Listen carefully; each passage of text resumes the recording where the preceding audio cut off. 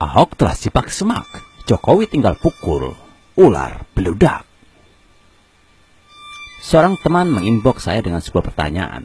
Ahok sudah dipenjara, lalu apa jasa terbesarnya? Iya, kita ingat kembali sosok Ahok yang fenomenal. Sepak terjangnya saat jadi gubernur DKI Jakarta kembali berkelebat di pelupuk mata kita. Apa jasa terbesar Ahok bagi Republik ini? Ahok telah membangun mental birokrat Jakarta dari mental priayi menjadi mental pelayan. Ia berhasil memberantas pungli di kantor-kantor kelurahan, kecamatan, wali kota hingga balai kota. Gaji para PNS di Jakarta pun berkali-kali lipat besarnya dibanding PNS luar Jakarta. Apakah itu jasa terbesar Ahok? Bukan. Ahok berhasil membuat APBD DKI Jakarta transparan. Taufik dan Lulung tidak bisa lagi memainkan APBD DKI yang super lezat dan menggiurkan itu. Ahok berhasil membangun e-budgeting yang tidak bisa lagi diutak-atik oleh bawahan gubernur atau kepala dinas. E-budgeting sudah terkoneksi dengan KPK dan BPK. Tidak ada lagi anggaran siluman 12 triliun, anggaran USB alias UPS, atau anggaran pemahaman nenek lu oleh DPRD. Apakah itu jasa terbesar Ahok? Sekali lagi, bukan. Ahok berhasil membentuk pasukan yang sukses merubah wajah Jakarta.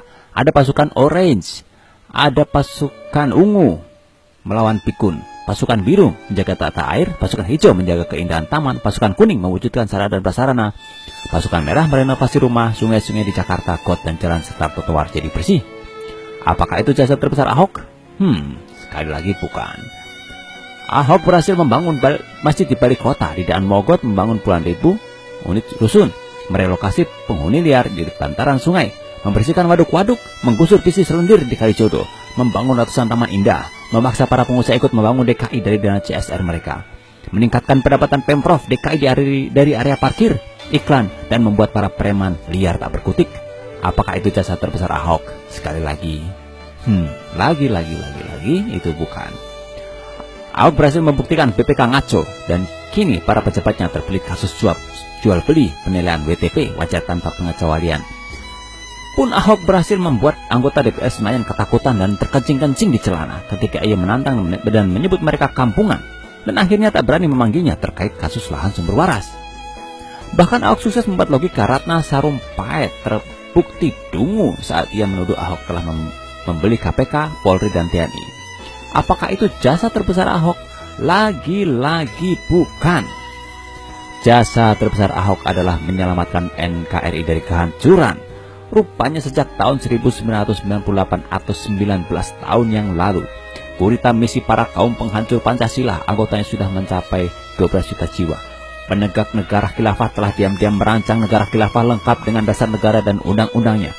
Satu langkah lagi, negara khilafah mirip ISIS siap diproklamasikan. Pada saat itu, NKRI tamat untuk selama-lamanya. Kehancuran pun terjadi. Aksi pemenggalan kepala akan menjadi menu setiap hari di negeri ini. Tetapi Indonesia selamat berkat pengorbanan Ahok.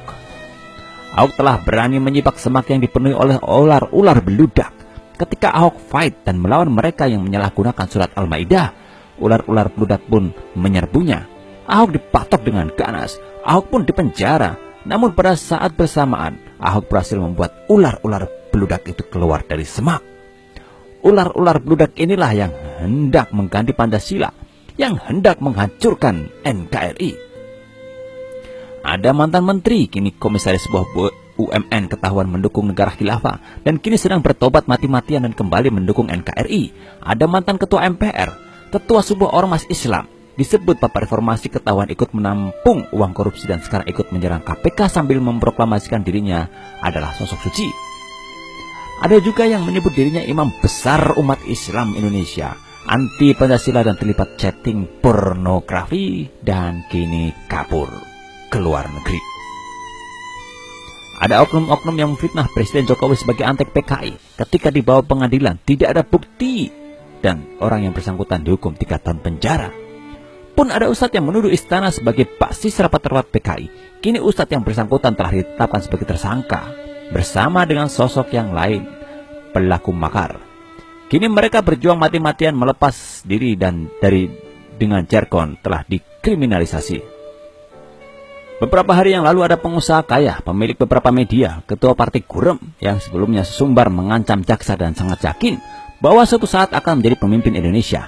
Kini bersiap lidah saat diperiksa di Baris Krim Polri, mulai berkeringat dingin dan kini sibuk membantah bahwa dia tidak mengancam jaksa. Bahkan dia mengaku hanya sebagai masyarakat biasa.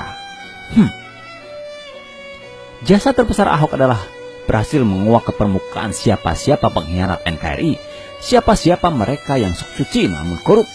Ahok berhasil menyibak pengkhianat keluar dari sarang sebelum waktunya. Mereka-mereka yang ingin mendirikan negara khilafah dan menghancurkan NKRI tercinta. Mungkin kalau tidak ada Ahok, kita semua terlena dan lupa bahwa mereka telah menyusup ke pemerintahan, BUMN, pengacara, anggota DPR, aparat, hakim, jaksa, masuk ke universitas, dan mungkin dalam waktu 3-5 tahun lagi, mereka sudah tak bisa dikendalikan lagi. Kini umur perjuangan mereka telah 19 tahun. Mungkin saat perjuangan mereka matang pada umur 23-25 tahun, mereka sudah dewasa dan siap mengambil alih negeri ini.